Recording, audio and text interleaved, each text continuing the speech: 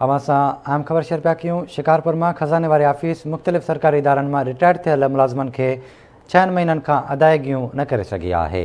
6 महीननि अंदरि ज़िले जा 181 नंढा वॾा सरकारी मुलाज़िम अदायगियूं न मिलण सबबि परेशान आहिनि।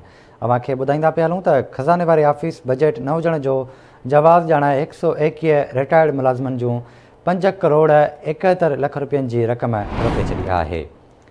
अवां सां ख़बर शेयर पिया कयूं। शिकारपुर में खज़ाने वारी ऑफिस मुख़्तलिफ़ सरकारी इदारनि में रिटायर थियल मुलाज़िमनि खे 6 महीननि खां अदायगियूं न करे सघी आहे। 6 महीननि अंदरि ज़िले जा 181 नंढा वॾा सरकारी मुलाज़िम अदायगियूं न मिलण सबबि परेशान आहिनि।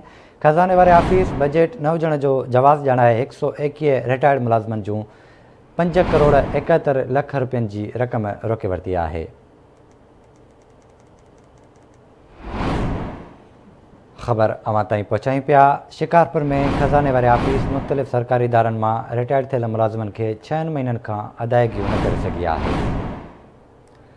तफ़सील वठंदासीं शिकारपुर में रशीद जामड़ो खां। रशीद आगाह कजो, छा अपडेट्स आहिनि? रशीद आगाह कजो, छा अपडेट्स आहिनि?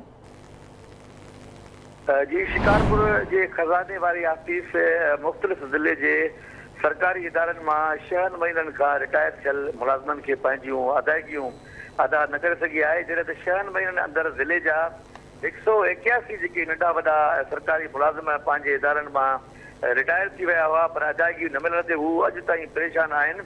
6 महीना अॻु शिकारपुर जे आबपाशी खाते जे नंढे मुलाज़िम बेलदार शाहिद राड़ी अदायगी न करे घर जे अंदरि फाहो खाई पाण ख़ुदकशी करे छॾी हुई। ॿिए पासे शिकारपुर जे खज़ाने वारे ऑफिसर ज़हीर अहमद मेमण ऐं एडिशनल एजाज़ अहमद चवणु आहे त हिन वक़्त ताईं शिकारपुर ज़िले खे जेका बजट जारी न कई वई आहे, जंहिं करे हीअ मामला पैदा थिया आहिनि।